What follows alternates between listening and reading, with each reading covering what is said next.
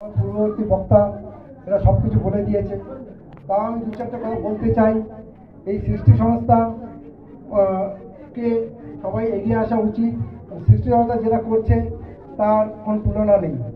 আমি বিশেষ করে ধন্যবাদ জানাবো মিস্টার গৌতম মণ্ডলকে এবং ওনার পরিবারকে এবং ওনার সহধর্মিণী, ওনার মাতৃগর্ভা মা, তাকেও আমি প্রণাম জানাই। কারণ ওনারা যদি উদ্বুদ্ধ না করতো উনি হয়তো এতটা দূর এগিয়ে আসতে পারতেন না।